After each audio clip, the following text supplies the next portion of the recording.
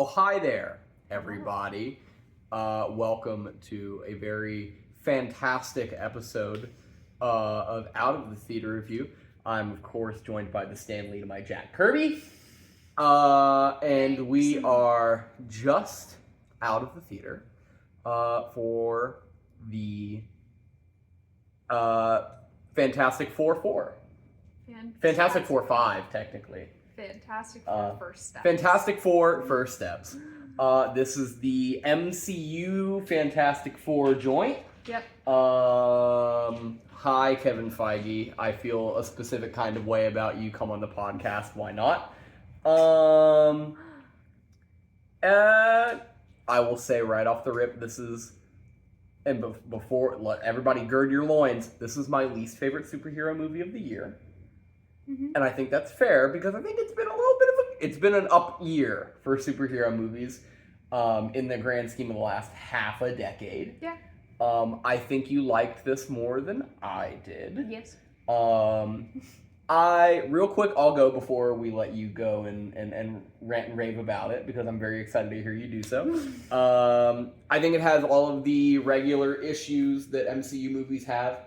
I think it is a little bit light on detail. It is it's got a real soggy third act, I think. There is some extremely questionable CGI, but some also really, really good CGI. And it kind of sort of comes together for the most part. Go ahead. I disagree with a lot of that. Okay. That's okay. I do agree on the CGI thing. There were quite a few moments where I was just like, ooh, that does not look good. Like, yep. Almost Red Hulk in Brave New World doesn't look good. Yeah. Specifically that scene in the street. Mm-hmm.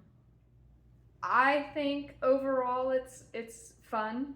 Absolutely. It's not, absolutely. You know, it's not the most perfect thing, but I think it's very enjoyable. Yeah. It is third on my list currently. Superman holds first place for. And then I put movies, Thunderbolts over and then this. Thunderbolts, but this one's a real close contender for second place for me because yeah. I think I liked this just as much as I liked Thunderbolts, but for different reasons. Yeah. Where you had mentioned something about more of a like heartfelt almost feeling with the Thunderbolts. And yeah, like how there is a lot more of an emotional idea to that movie that I don't think is here. I think they're playing on two different fields. Well, absolutely. So in terms of like because that's a found family, this is a family that's been made from scratch. Yeah. Like, you know, I think that there's different tropes at play that make something feel heavier than what this does. Yeah. I think this would work for someone where Thunderbolts won't work for someone because of certain themes that are discussed. I just think not even in terms of what the movie's talking about or what the movie's trying to do as far as like a thought process. If we just look specifically what is on screen, I think there is a lot more of a connection that I'm able to make to the relationship between Florence Pugh, we love you so much, come on the podcast, Yelena and Sentry. Mm-hmm. I think that, Bob, excuse me. But I think that is a much more coherent and more well-constructed relationship than Reed and Sue in this movie. Really? Pedro is fucking great. He's acting his ass. Pedro, come on the show. I was a little bit worried acting his ass off. because like this is my third Pedro Pascal movie of the year. Mm-hmm. The other two weren't particularly big swings, mm-hmm. so I was really interested to see like what. And I thought this was going to be another like it's Pedro being Pedro, mm-hmm. And I'll watch that all day long. But like. It is a soft, neurotic, over-analytical Reed Richards, and I think it's great. Reed Richards. I think it's great. Yeah, it's wonderful. His was performance in this felt like his performance, funny enough, in Game of Thrones. Yeah. With just how much he embodies what this character is. Yeah. And I think he does it very, very well. Yeah. The rest of the cast, I think, is kind of fine. Mm-hmm. I think Vanessa Kirby is totally fine. I don't think she has a ton to do. Yeah. I mean, I suppose this is a better movie. I think her filming was much more exhausting than everyone else because she's screaming most of the time. So. Well, they had to keep setting Joseph Quinn on fire. I wish. Put that guy in a burn suit for once.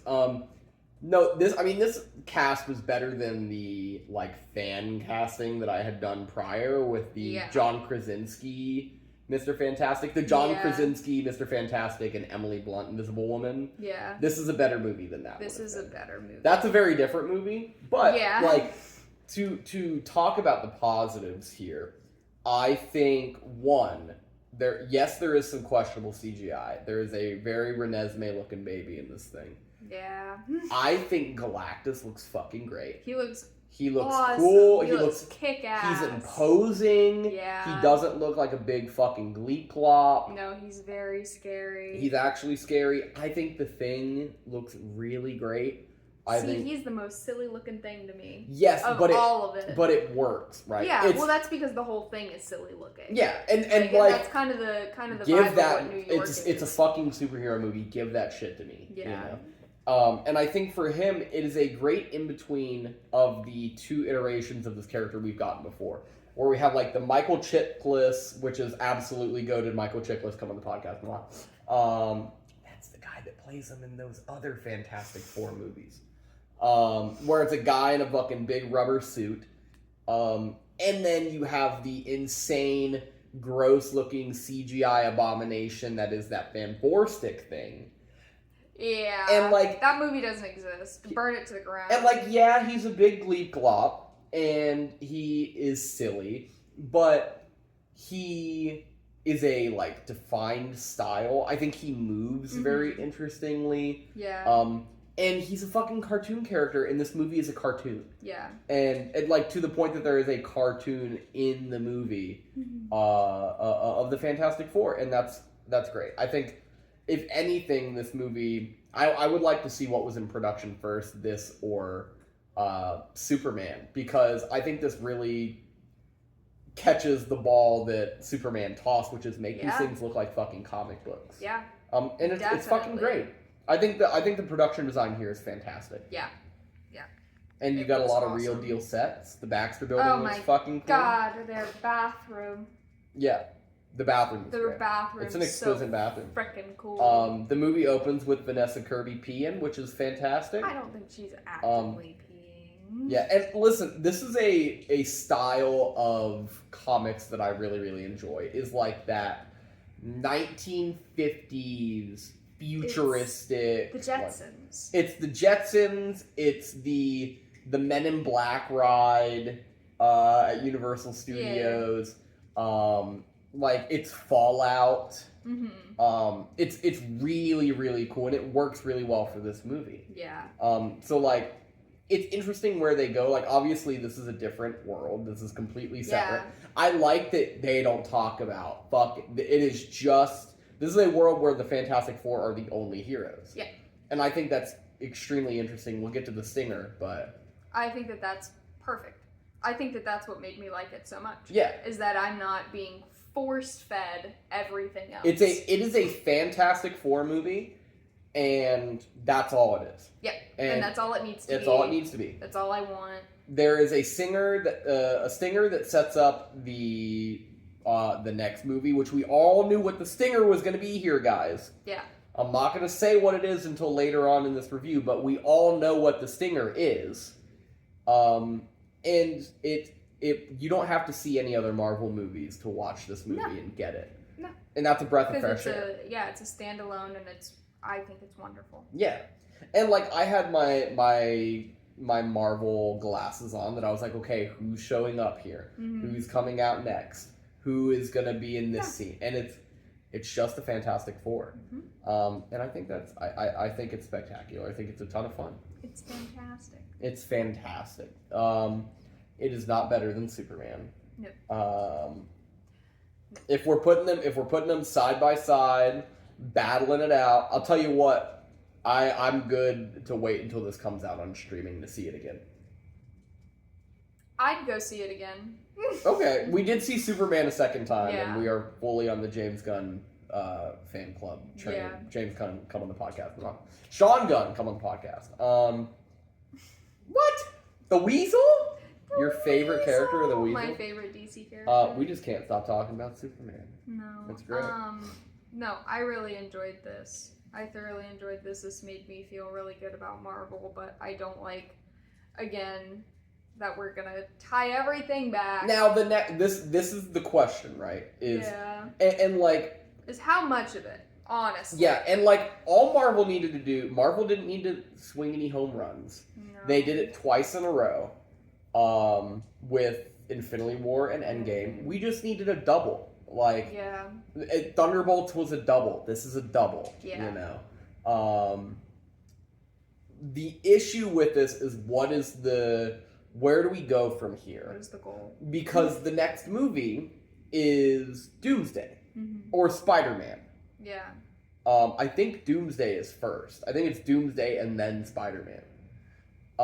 So what is that movie going to be? Who's going to be in that movie? Well, obviously we all know who's going to be in that movie, but like, what is that movie going to be? Right. And something tells me it's not going to be a movie. Yeah. And that's upsetting to me. Yeah. So we shall see. We'll get a little bit spoiler. We'll talk a little spoilersy. Sure. So if you go see it, it's the Fantastic Four. It is. There's an argument for it being the best Fantastic Four movie. I think that's an extremely valid argument. You can make that argument. I am partial because I have baby nostalgia for that first one. Yeah. And like I understand that is not a good movie, but like I think this is a better movie than that for sure. My thing, okay, I would like to address the previously on Fantastic Four. There's a big expo dump. There is an expo dump in the beginning of this, but we're starting 4 years after their their incident. Yeah. So they've been the Fantastic Four for a hot minute at this point. I will say we all know how they become the Fantastic Four. Yeah. We didn't need that. I think we did. Because I think that it sets up what this world thinks of the Fantastic Four. They think so highly of them that they have a Fantastic Four day. Yeah. That they celebrate and commemorate, and, you talk about what happened to them and what they've done for the community and the earth and all of this stuff. So I think that it gives us a wider context for how they are viewed, and then that builds up to later on when I need your firstborn child. And they turn on them. Turn on them. So it's this it's a really cool dichotomy that I think that Marvel did, even if it's not very apparent. No, it's there for sure. And like, I think that they do it tactfully because they could have just given us a starter movie again.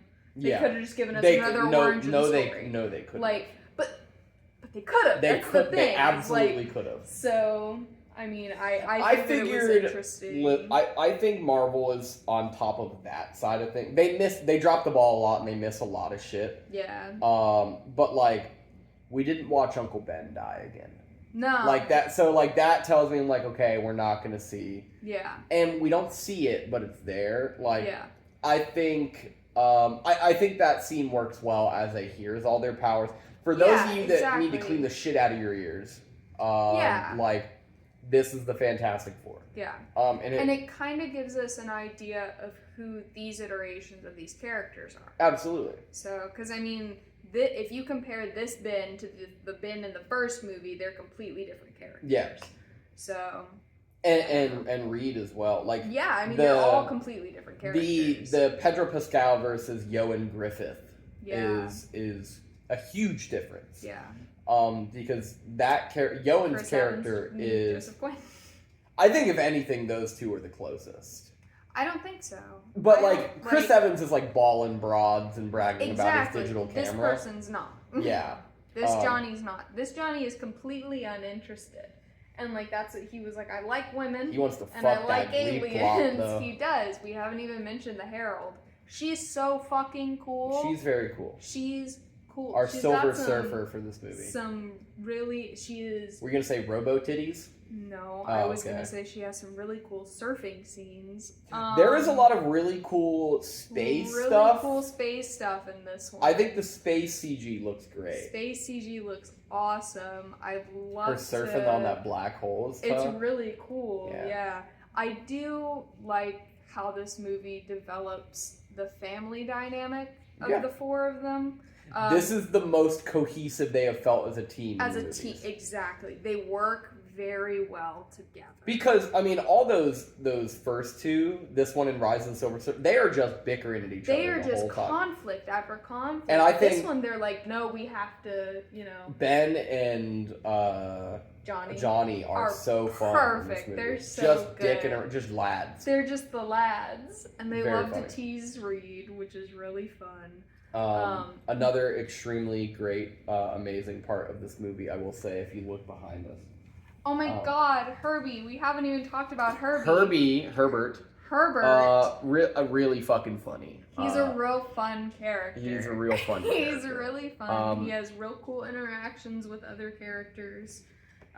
He's just doing his best. He's just trying. And he's trying so hard. He's just a little guy. And guess what? I'm a sucker. I bought the bucket. Yeah. So, I'm the space birth was crazy. Was a little wild. I really enjoyed that. I thought that was fun. Yep. I think that's a well done scene. I think that whole scene, from the moment they meet Galactus to when they're back on Earth, that whole like little section is fucking awesome. Yeah. Because that's like peak stress level for all of these characters. I think that particular scene is the worst that the stretching looks. And I'll say it, guys, Mr. Fantastic stretching looks cool in this movie. It does. It looks silly. Well, it's supposed to. Yeah, but like that scene is like when he's got his legs up on the thing. Yeah. That looks a little bit goofy, but I think all of that kind of stuff works. Yeah. It looks goofy, but I get what he was trying to do. Yeah, absolutely. It was a counter pressure sort of thing. And like him, in comparison to like in that same scene where you see his arm stretch and he grabs and pulls himself across the spaceship, like that's cool. That is it's a very subtle use of the powers. Yeah. And he doesn't do a ton of stretching. No. You get a lot of it towards the end. And I think it looks fine. I think it looks totally fine. There are other things in that third act that do not look fine. Yeah. That baby is scary looking.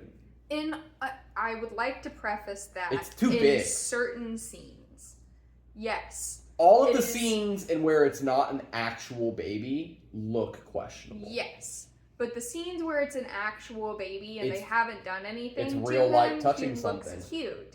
He's precious. It's fantastic. And I think he looks his worst when he's in the Thing's arms. When Ben is holding him, I think he looks the worst. I think he looks the worst in that when we're getting into the spoiler side of things here. In the last 5 minutes. When Sue Storm is presumed dead. Yeah. And he crawls out of the Thing's arms into Reed's arms. Yeah. And Reed picks him up like this. It looks like Reed is like using the force to carry a floating baby. Because it's like not lining up. A baby. Just get a baby, guys. Just what are we doing baby here? On her. Like I know the baby can't Which is what the above shot is. Yeah. Like when they pan this way up and around them, she's laying there and she's holding a child. Or have a baby puppet. Have a baby child. puppet. I suppose. I don't know. Like this is the worst option. And it's the most expensive option. Just hire a baby. Well, they hired a baby. They had a baby. They just use the baby. Just use the baby I know you have a guy that's got a bunch of fucking tennis balls all over his head in this scene. When it's first born, give me CGI. That's fine. That's gross. Like not I will gross, say we were but talking like, about Man of Steel. Mm-hmm. Not to drive out of the way to talk about Superman again. But that is a real baby in that scene where that movie opens with Cal's birth. Oh yeah. And that's a real baby in that scene. You could have got a baby, Marvel. You could have got a baby. Well, they had a baby. They just didn't utilize it. That's the thing. Speaking of my baby girl, Doctor Doom, we get a couple Doctor Doom drops in the movie. There is a couple Latveria signs that you see. Oh, yeah. And it's like, oh, and all the fat guys are nudging each other, myself included. Cool, because I had no idea. You didn't realize that? No, didn't care. That's where Doctor Doom is from. I was like, Latveria. I was like, oh, that's another issue. The stinger scene. It's a Doctor Doom stinger scene, everybody. It's a Doctor Doom stinger scene. Do you think they're going to have RDJ do a silly fucking Latverian accent? No. He's just going to be talking like... He's just going to sound like Iron Man. And in the stinger scene, we don't see his face. No. We just see a green cloak, and he's holding the mask. Yeah. And Franklin's touching him. Franklin's the baby. Franklin's the baby. Franklin, not a baby in the stinger scene. He's a toddler. He's a little kid. Yeah. And I'll say it, I never need to see RDJ's face again in an MCU movie. I agree. A little kid who reads Charles Darwin, by the way. I mean, me too. That? It's crazy. There's a lot about that baby that's crazy. Yeah. Yeah, no, I don't want to see RDJ's face. But I don't want to see him anyway. We all know it's RDJ. They're going to show him. And, like, that's really what I'm worried about is, like, what the next 2 years are going to look like. Because it's like, what is this Doomsday movie going to be? Mm-hmm. What is this this Spider-Man movie sounds cool. Street level. I hope it's him taking down the fucking Kingpin or something. And it's him and Punisher. And I'm like, sweet. Sounds great. I'm going to drive us out of the way of that in superhero movies and talk about real quick. We got the Avatar Fire and Ash trailer before this. Oh my god. It looks cool. It looks so cool. It looks very cool. It looks really freaking cool. I'm very excited for that. Subscribe because December 18th probably we'll go see that movie. Yes. So that'll be very, very exciting. So yeah, go see Fantastic Four. It's got one of my favorite comic book things of all time, which is the Thing dressing like a fucking Ninja Turtle. Yeah. And walking around. And you know, that's all I'm in it for. Yeah. So it's fantastic. It's fantastic. Subscribe, follow us on all of our things that you can find in the description or whatever. This video will also be in a playlist of all of our other Out of the Theater reviews. Like Eddington, like I Know What You Did Last Summer, like Superman. So watch all of those things. We have a ton of shit coming out. I think next week will be Together. Mm-hmm. And possibly The Naked Gun. So we shall see. Until next time.